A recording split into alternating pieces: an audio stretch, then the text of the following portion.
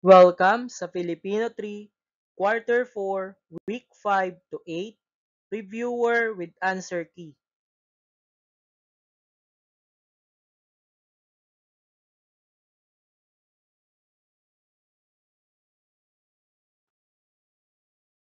Paunawa, ang lahat ng nilalaman ng video na ito ay drill lamang upang makatulong sa mga mag-aaral sa kanilang pagsusulit.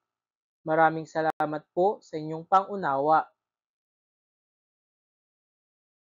Week 5, pagbabasa ng salitang hiram at pagbibigay ng lagom ng tekstong binasa. Ang panuto, piliin ang titik ng tamang sagot. Number 1, ano ang tawag sa mga salitang nagmula sa ibang wika na ginagamit sa Filipino? A. Salitang hiram.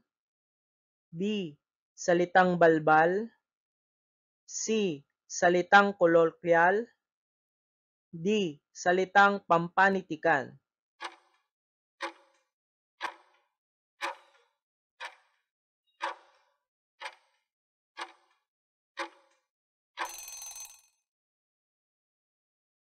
Number 2, alin sa mga sumusunod ang halimbawa ng salitang hiram mula sa Ingles?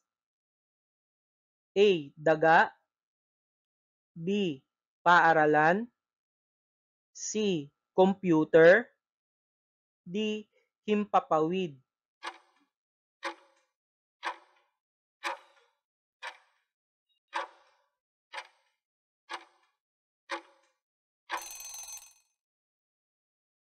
Number 3, alin sa mga sumusunod ang hindi halimbawa ng salitang hiram? A. Internet. B. Basketball. C. Restaurant. D. Punong guro.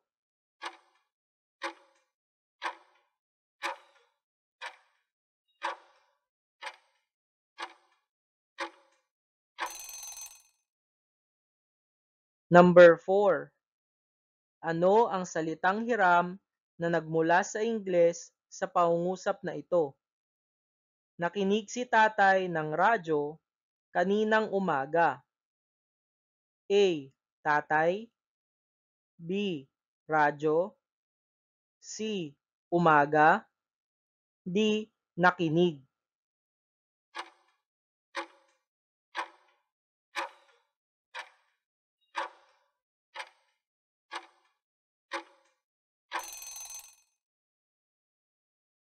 Number 5, ano ang salitang hiram na nagmula sa Ingles sa pangungusap na ito?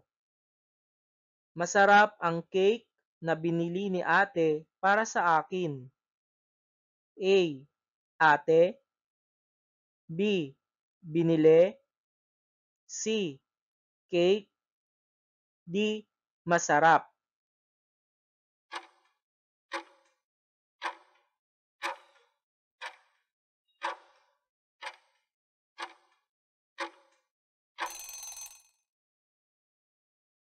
Number 6, ano ang salitang hiram na nagmula sa Ingles sa pangungusap na ito? Ang tinapay ay may palamang tsokolate. A. May. B. Tinapay. C. Palaman. D. Tsokolate.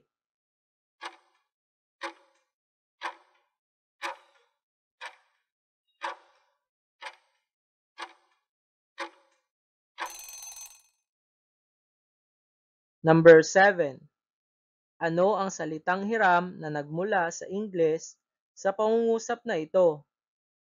Tumawag si Kikay sa telepono nina Aling Marta. A. Kikay. B. Marta. C. Telepono. D. Tumawag.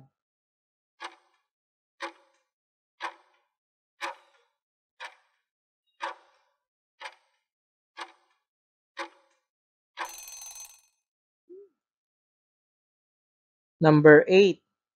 Ano ang tamang baybay ng salitang hiram na nagmula sa Ingles na cellphone? Sa Filipino, ito ay A. Cellphone, B. Cellphone, C. Cellphone, D. Cellphone.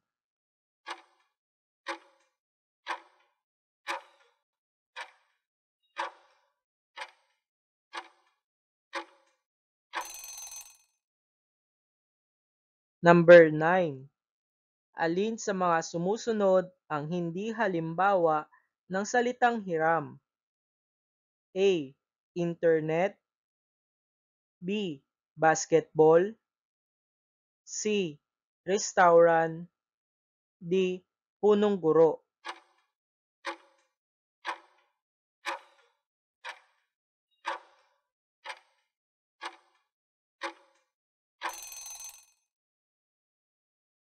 Number 10. Ito ay tumutukoy sa pangunahing paksa at mahalagang impormasyon sa binasa. A. Buod, B. Tauhan, C. Tagpuan, D. Wala sa nabanggit.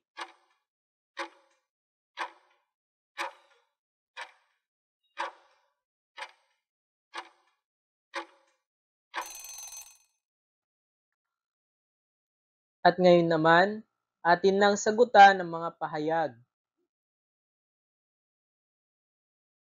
Ang tamang sagot ay letrang A.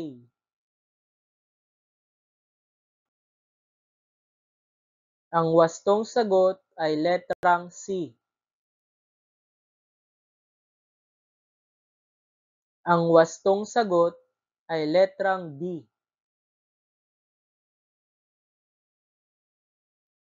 Ang wastong sagot ay letrang B. Ang wastong sagot ay letrang C.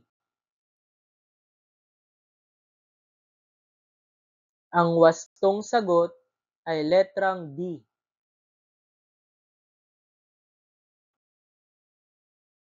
Ang wastong sagot ay letrang C. Ang tamang sagot ay letrang A.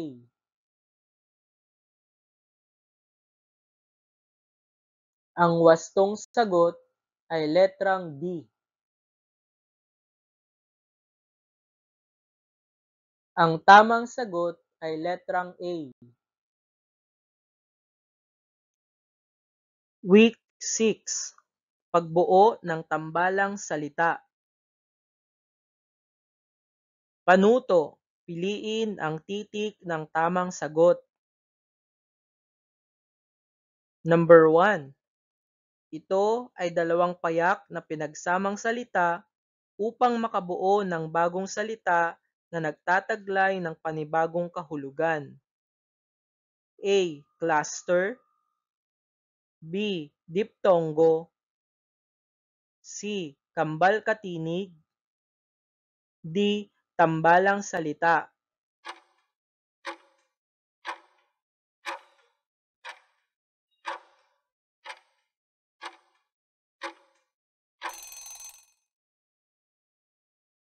Number 2. Ano ang ibig sabihin ng tambalang salita na anak pawis? A. Anak ng mabuti, B.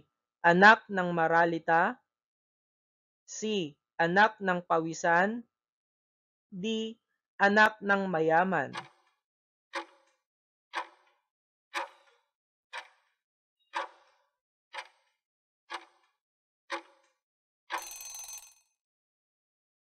Number 3. Ano ang ibig sabihin ng tambalang salita na balat sibuyas? A. Makapal, B. Maganda, C. Magaspang, D. Maramdamin.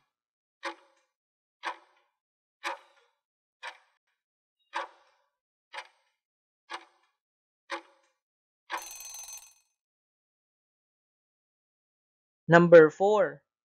Ito ay gawain na pinagkakakitaan o trabaho. A. Bahaghari. B. Hanap buhay. C. Ingat yaman. D. Bukang liwayway.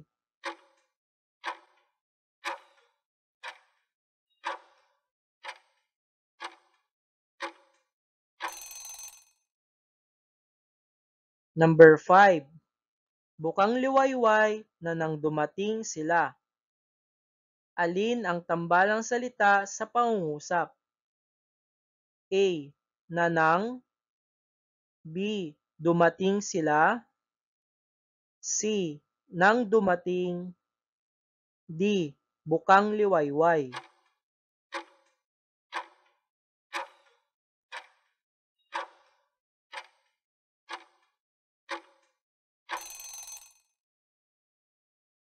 Number 6. Takip-silim na nang umuwi ang mga bata. Alin ang tambalang salita sa pangungusap? A. Mga bata. B. Takip-silim. C. Nang umuwi. D. Takip-silim na.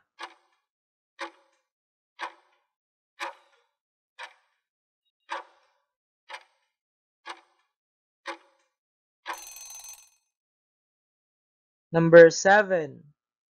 Kadalasan ang tawag sa ating ina ay sirang plaka na ang ibig sabihin ay A. Lapis. B. Utang. C. Laruan. D. Paulit-ulit.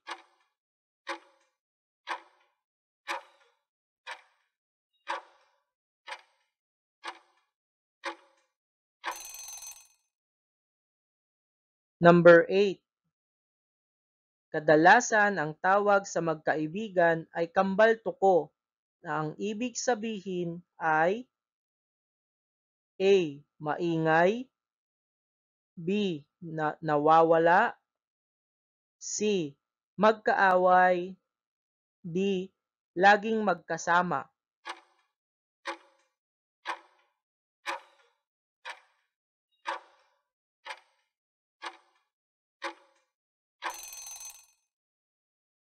Number 9.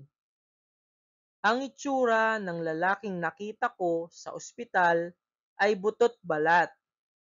Ano ang ibig sabihin ng nasalungguhitang salita? A. Mataba. B. Saranggola.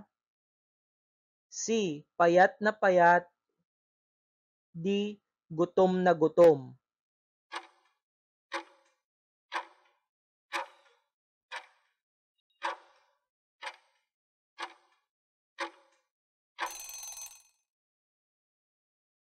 Number 10. Ang batang inabandona ng kanyang mga magulang ay naging hampas lupa. Ano ang ibig sabihin ng nasalungguhitang salita? A. Lupa. B. Pobre. C. May kaya. D. Mayaman.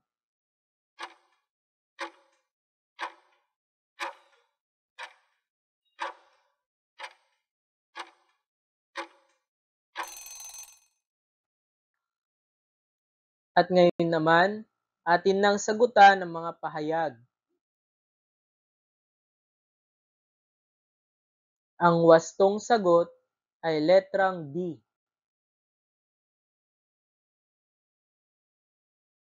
Ang wastong sagot ay letrang B.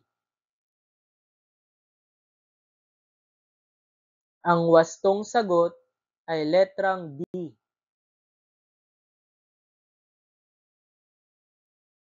Ang wastong sagot ay letrang B.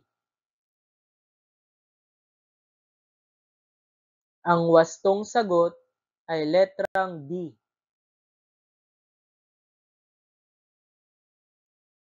Ang wastong sagot ay letrang B. Ang wastong sagot ay letrang D.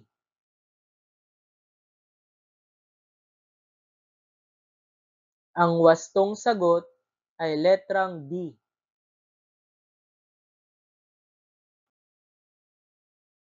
Ang wastong sagot ay letrang C.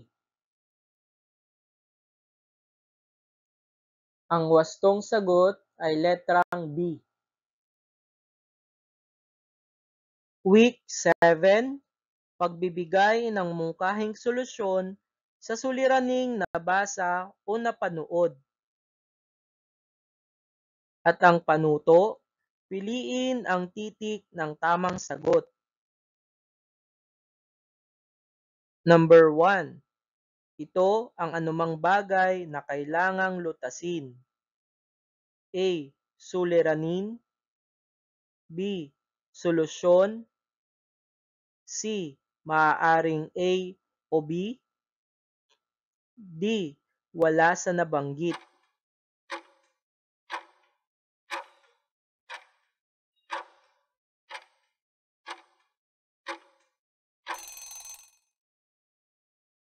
Number 2. Ito ay lunas sa sagot sa problema. A. Suliranin. B. Solusyon. C. Maaaring A o B. D. Wala sa nabanggit.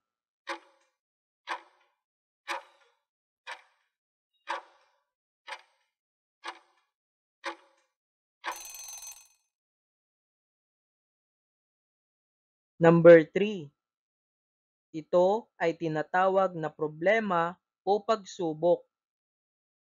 A. Suliranin. B. Solusyon. C. Maaaring A o B.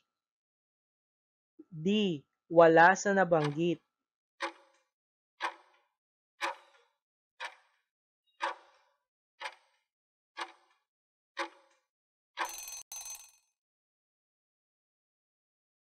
Number 4. Marami sa mga kababayan mo na nasalanta ng bagyo ang nangangailangan ng tulong. Ano ang maaaring maging solusyon? A.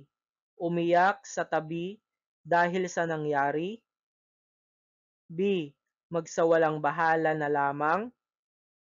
C. Magbigay ng tulong sa mga kababayan mo. D. Hayaan na ang pamahalaan na tumulong sa kanila.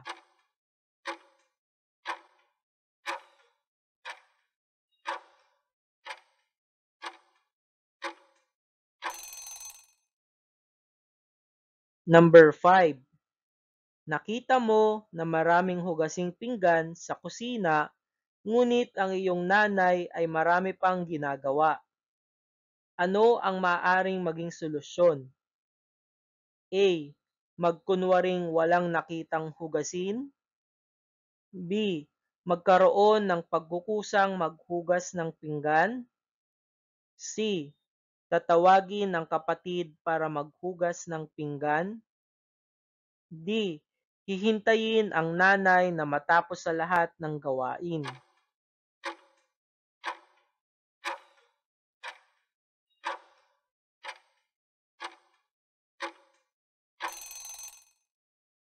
Ngayon naman,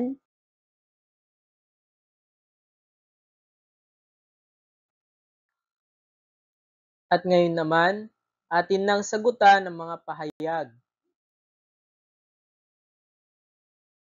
Ang tamang sagot ay letrang A. Ang wastong sagot ay letrang B. Ang tamang sagot ay letrang A.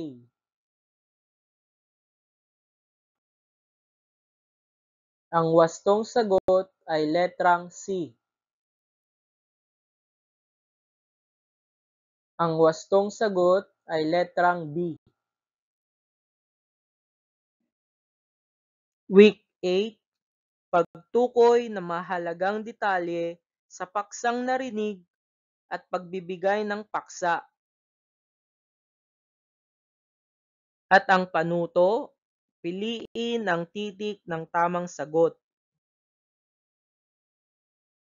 Number 1. Ito ang nagsasabi kung tungkol saan ang isang kwento o sanaysay. A. Aral. B. Paksa. C. Tauhan. D. Tagpuan.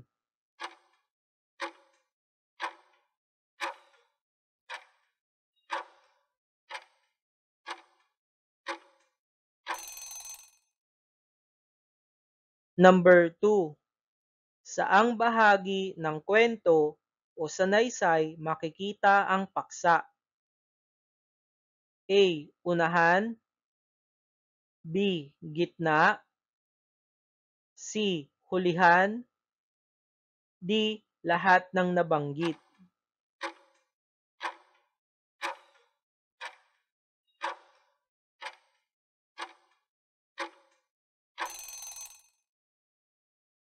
Number 3. Mahalagang malaman ang tao o bagay at pangyayaring pinag-uusapan sa kwento o sanaysay. Ang pangungusap sa itaas ay blank. A. Mali. B. Tama. C. Maaari. D. Wala sa nabanggit.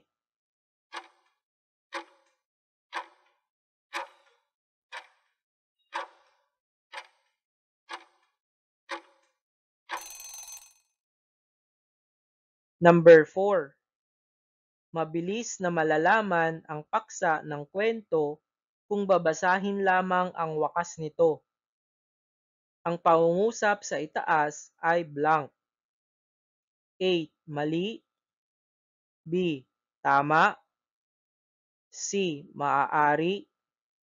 D. Wala sa nabanggit.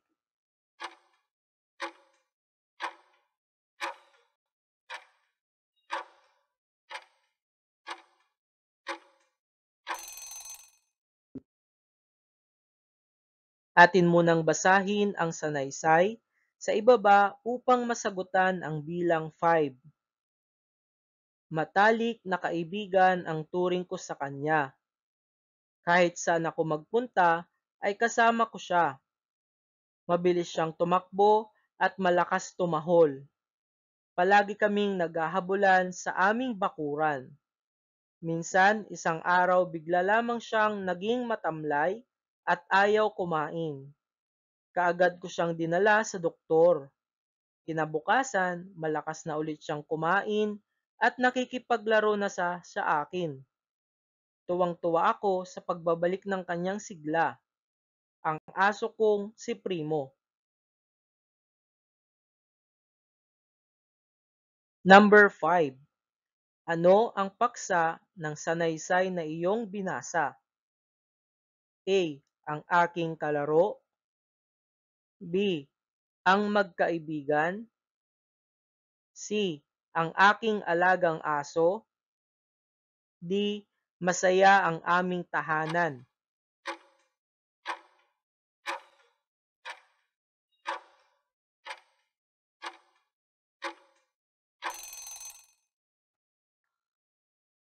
At ngayon naman, atin nang sagutan ang mga pahayag.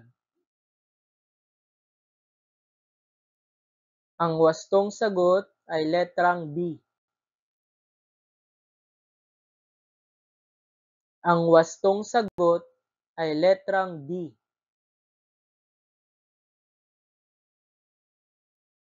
Ang wastong sagot ay letrang B. Ang tamang sagot ay letrang A.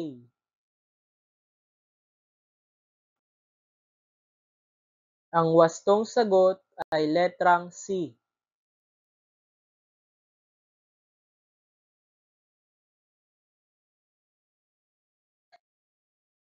Maraming salamat sa inyong panonood. Sana ay marami kayong natutunan sa araw na ito. At muli, ako si Teacher JM. At huwag kakalimutan mag-subscribe, like, comment, and share sa ating YouTube channel. Hanggang sa muli, paalam!